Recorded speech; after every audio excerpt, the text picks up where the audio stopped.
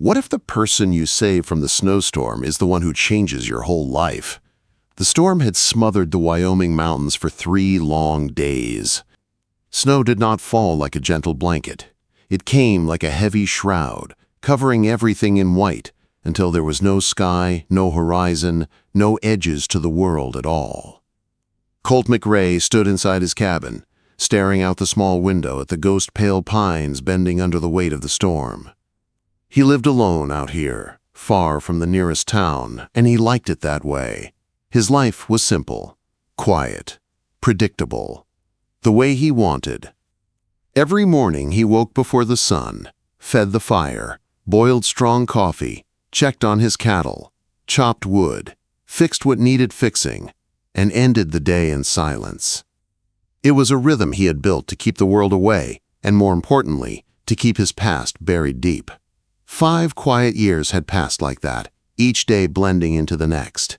But this morning was different. The storm had paused. The wind rested. The silence left behind felt strange, too big, almost as if the world was holding its breath. Colt pulled on his heavy sheepskin coat and stepped outside. The cold hit him like a wall. His breath turned to ice as soon as it left his lips. Snow reached almost to his knees, fresh and untouched.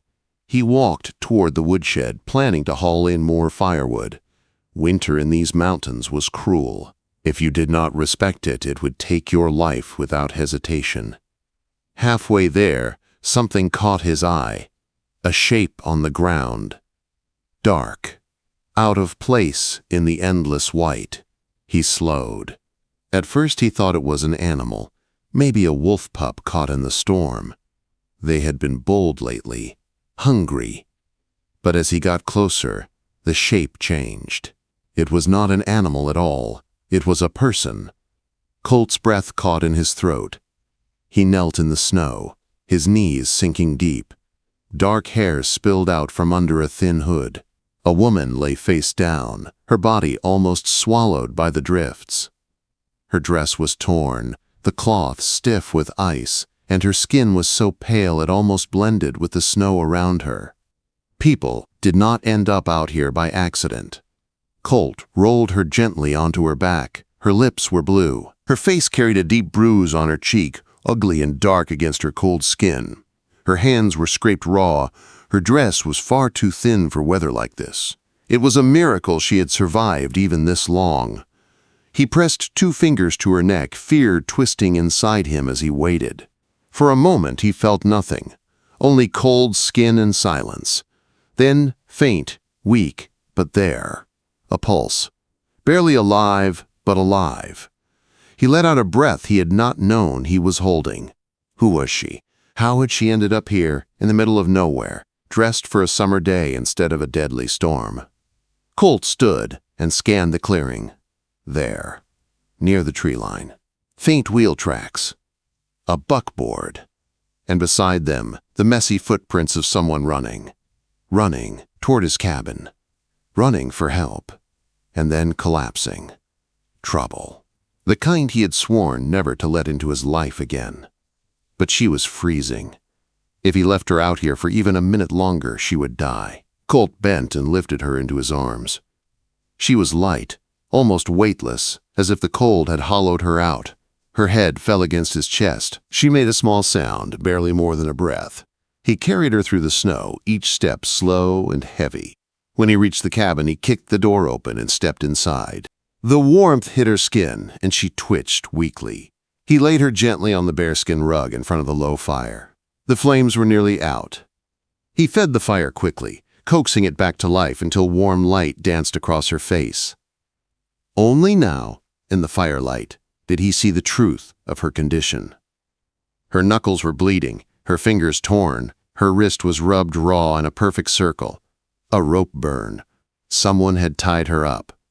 Colt's jaw tightened. The past he tried so hard to leave behind stirred inside him. He grabbed a blanket from his trunk, warmed water in a kettle, and carefully began removing her frozen dress. He kept his eyes down, his movements gentle and respectful. She needed warmth, not shame. When he wrapped her in the thick blanket, she sighed softly, her first real breath since he found her in the snow. Outside, wolves howled somewhere in the distance. Colt went to the door and dropped the heavy bar across it. The world outside was dangerous tonight, from nature and from men. He sat near the fire, rifle across his lap, watching over the stranger who had fallen into his life like a ghost delivered by the storm. She slept for hours, her breathing shallow but steady. Night settled over the cabin, the wind rising again. Colt melted snow, cooked a thin broth, and kept the fire strong. He never took his eyes off her for long. At dawn, she woke. Not softly, not slowly. She woke with terror.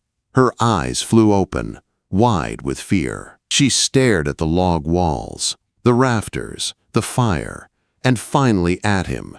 Her whole body tensed as if she were ready to run, even though she had no strength left. Colt did not move. He kept his hands visible, calm, steady. He spoke only once. "You are safe here." He ladled warm broth into a tin cup and placed it on the floor within her reach, then returned to his stool. No questions, no loud words, no pressure. He knew fear when he saw it. And he knew how easily it could break someone already on the edge. She watched him for a long time. Then, with trembling hands, she reached for the cup. She sipped it slowly, warmth spreading through her cold body. For the first time, she seemed to believe she might live. Outside, the storm returned. And inside, two strangers, trapped together by the weather and a dark fate, began a silent understanding neither of them expected. The storm returned with a sharp, biting wind that shook the walls of the cabin, but inside the fire burned warm and steady. Colt kept his distance, always moving slow, always keeping his hands where she could see them. He did not speak much. He did not need to. Safety did not come from words. It came from presence. For hours she stayed wrapped in the blanket, watching the flames and trying to steady her breathing. Her eyes still carried shadows, but she was no longer shaking. Hunger finally pushed past her fear. She reached again for the broth, drinking it more confidently this time. Colt turned away, pretending to check the fire, giving her space. When she finally spoke, her voice was rough and thin. He said, "I was his." Quote. Colt froze. His hands stilled over the firewood. He did not turn around. He knew enough to let her talk at her own pace. "My father owed him money," she whispered. "A man named Voss. A lot of money."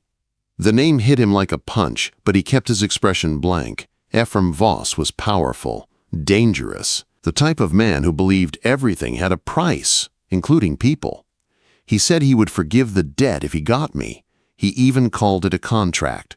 Her voice cracked. "My father signed it, signed me away." She stared into the fire as if afraid to look anywhere else. "He kept me locked in a room, said the preacher would come soon, said I should be grateful." Colt's jaw tightened. The bruise on her cheek, the rope burn, the thin dress, a stormy night escape. It all made sense. "How'd you get out?" he asked quietly. She swallowed hard.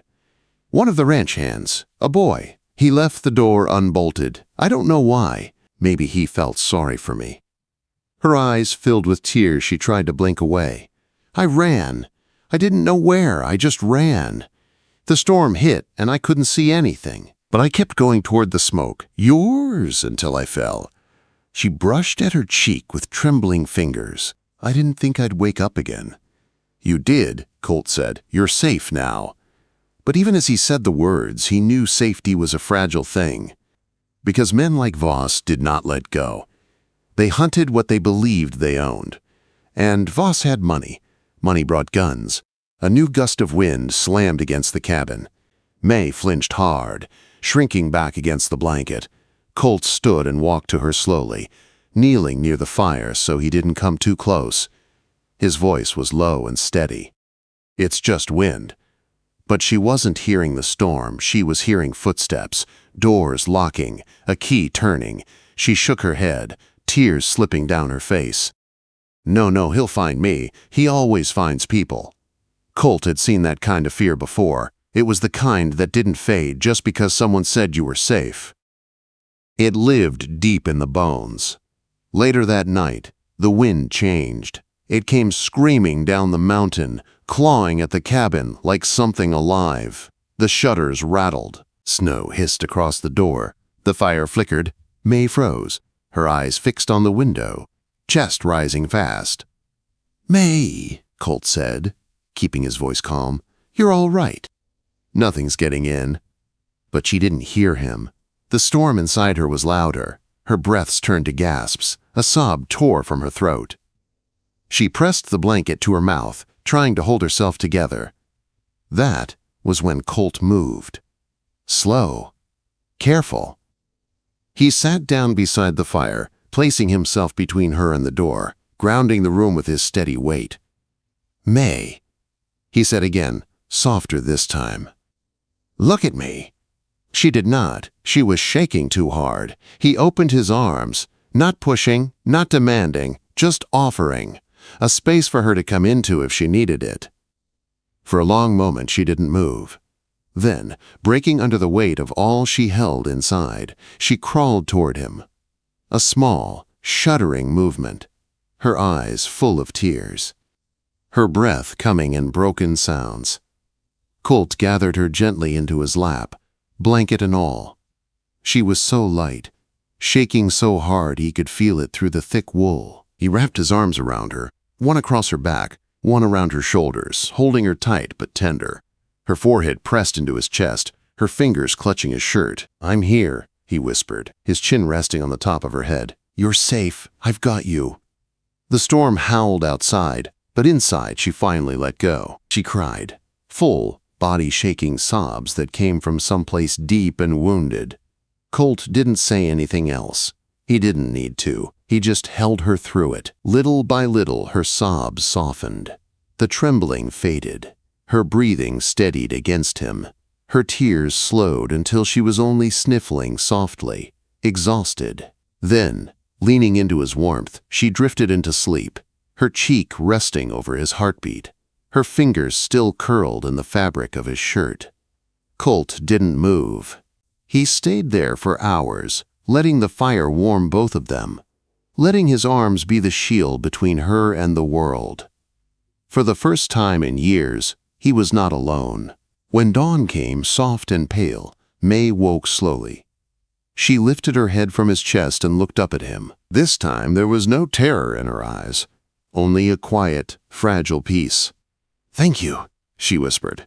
He nodded once. "Any time." Before either of them could say more, a loud, heavy thud slammed against the door. "Hard enough to shake the cabin," May gasped, grabbing his arm. But Colt's eyes narrowed. He set her gently aside and stood with his rifle. "That wasn't the wind," he said. "It came again. An angry, scratching, snarling blow." Outside, something big moved through the snow, something hungry. The door shuddered again as something heavy slammed against it. The sound of claws scraped down the wood, long and sharp. May shot to her feet, eyes wide with terror. Colt stepped in front of her, raising his rifle with calm certainty. "Stay by the fire," he said. She nodded, but her breathing was quick and frightened. The next blow hit harder, shaking snow loose from the roof. A deep, wild snarl followed. Colt moved toward the window, lifted the edge of the hide covering and peered outside. The snow was falling hard again, but he saw the shape. Large, muscular, moving low to the ground, a mountain lion. And it was determined to get inside. The door groaned under another savage hit. The wood cracked. May gasped and covered her mouth, her fear a tight knot inside her chest. Colt stepped to the door, planting his feet wide. He waited, listening. When the next attack came, another punishing slam, he acted. He wrenched the door open just enough, aimed, and fired. The blast echoed through the cabin. The mountain lion shrieked and fell into the snow, twisting in pain before going still. Colt slammed the door shut again and dropped the bar into place. The cabin fell into silence except for the storm and their own shaky breaths. "It's done," Colt said softly. May's knees buckled with relief. She pressed a hand to her chest, her breaths coming fast but steadying with each passing second. Her eyes found him, and something filled them. Trust, deep and certain. He had protected her again. But the world outside the cabin was changing. The storm eased by morning, and the sun peeked through heavy clouds. Snow began to melt, dripping from the roof in soft, steady beats. Colt stood at the window, watching the woods. "We're low on flour and salt," he said quietly. "I need to ride into redemption." May's eyes widened. "You're leaving?" "Just for the day," Colt assured her. "I'll be back before sundown." She wrapped her blanket tighter around herself, her gaze on him full of worry. She knew the truth. If Voss was looking for her, then any trip into town was dangerous. Still, she nodded. "Be careful." He saddled his horse, loaded a few empty sacks, and gave her one last look from the doorway. "Bar the door. Don't open it unless you hear my signal." 3 knocks. Pause. Then 2. She repeated it back to him. 3. Pause. 2. I'll remember. He left into the cold morning light. The ride to town felt different. As Colt made his way down the slushy road, his thoughts were heavy. Voss was the type of man who would not let a runaway woman, or the man who hid her, go unpunished. When Colt reached Redemption, the town buzzed louder than usual. Men gathered in knots, talking in low, tense voices. A telegraph pole hummed with a faint vibration. Assign messages were coming fast. Trouble. He bought supplies quietly, listening to the talk around him. "Voss is offering $50, one man said. "Looking for a runaway gal, says she's his property." "Property?" another snorted. "Ain't right, but Judge Dake already signed the papers. He sent a description to every station, says whoever brings her back gets paid." Colt felt anger build in him, a slow, cold thing. The kind that never burned out. Sadie Quinn, the saloon keeper, cornered him as he paid for coffee and beans. "You need to be careful," she warned. 2 men came in yesterday. They're not locals. Hired guns, by the look of them. And they've been asking about a lone cowboy who buys enough supplies for 2. Colt's jaw tightened. The storm was about to break. When he rode back, he took the long way home, hiding his tracks through the pines. Then he saw them. 2 riders on the opposite ridge, watching the smoke rising from his cabin, waiting. Hunters. He circled behind the cabin, gave the secret knock, and slipped inside. May looked at him, searching his face. "Are you okay?" He nodded once, though his eyes told another story. He didn't tell her about the men, or the reward, or how close danger now sat outside their door. That night, a violent thud shook the cabin again. But this time, it wasn't an animal. Colt knew the difference. The sound was too heavy, too controlled. The blow came again. Colt grabbed his rifle and pulled May behind him. "Who is it?" he called out, voice low and dangerous. A moment of silence. Then a voice shouted through the storm. "Colt! It's me! Clay! Let me in!" Colt lifted the bar and yanked the door open. Clay stumbled inside, snow clinging to his coat. He was out of breath and pale with worry. "You have to get her out," Clay rasped. Voss doubled the reward, $100 now, and the new writ says, "Dead or alive." For her, and for anyone harboring her. May's hand flew to her mouth. Colt's face hardened into cold steel. Clay pressed on. "Those hired guns, they followed you out of town. They're waiting on the logging road, watching. They think she's with you." Colt knew what he had to do. His voice was steady, unshakable. "Clay, take May to the old trapper cabin on Whisper Creek. No one goes there anymore. Travel over the ridge to avoid the road." May shook her head fast. "Colt, no, you can't face them alone. They'll kill you." He turned to her, taking her hands gently in his. "They'll kill both of us if we stay. I need to lead them away. I need to make myself the trail they follow." Her eyes filled with tears. "Please don't leave me." "I'm not leaving you," he said softly. "I'm protecting you." He helped her into warmer clothes. Before she left with Clay, she grabbed Colt's hand, tight, desperate. "I've spent my whole life running from men like him. she whispered. "Don't let him be the end of you." "He won't be," Colt promised. Clay and May vanished into the storm. Colt watched them go, then mounted his horse and rode toward town.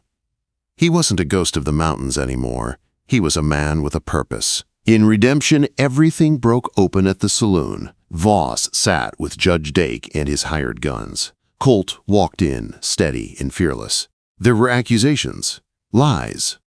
A legal contract waved in the air like a weapon. Colt dropped a statement from a frightened kitchen girl onto the table. Proof May had been locked up, treated as property. Voss exploded. Gunfire came next, fast and brutal. Colt shot both hired men. A bullet ripped through his shoulder. The room turned into chaos. But when Voss raised his gun, the town stepped in. The blacksmith threw a chair. Deputy Harlan aimed his pistol. Voss's power crumbled. Colt fired the final shot. Voss fell.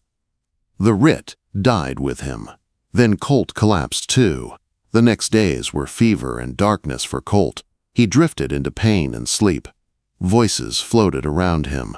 Clay, Sadie, the doctor, and May. She was always there, cooling his forehead, whispering his name, stirring willow bark tea to fight his fever. She refused to leave his side. The woman who once ran from shadows now stood guard over him with fierce determination. When he finally woke fully, the first thing he saw was her tired eyes, her hopeful smile. The lawyer from Cheyenne arrived soon after with legal papers. May was officially free. She had a choice. Her aunt in Ohio sent a letter, offering a safe, peaceful life, a new start far away from danger. She read it often. Colt watched her quietly, his heart heavy. Freedom meant she could leave, and he wouldn't stop her. But one morning she was gone, her belongings missing. Colt rode home, grief choking him. When he reached his cabin, he smelled wood smoke. He ran to the door and pushed it open. May stood inside, sweeping the floor, a fire crackling in the hearth. She looked up at him, smiled softly, and said, "I was just checking the chimney, making sure it draws right." She hadn't left. She had chosen her home, chosen him. The weeks that followed were full of rebuilding, a new door, a garden, fresh walls, shared laughter. Small arguments that ended in shy smiles, days of work, evenings by the fire. May planted seeds. Colt cut wood. Together they built something real. Something steady. When the first snow of the next winter fell, it came gently, like a blessing. They sat together by the fire, the cabin warm and full of quiet joy. May shivered slightly. Colt opened his arms. She slipped into his lap, resting her head on his shoulder, exactly as she had that first stormy night, but this time with love instead of fear. Outside, the snow fell softly. Inside, she whispered, "I'm alive to feel it." Colt kissed the top of her head, holding her close as their fire glowed bright. Their winter was no longer a storm to survive. It was a home to share.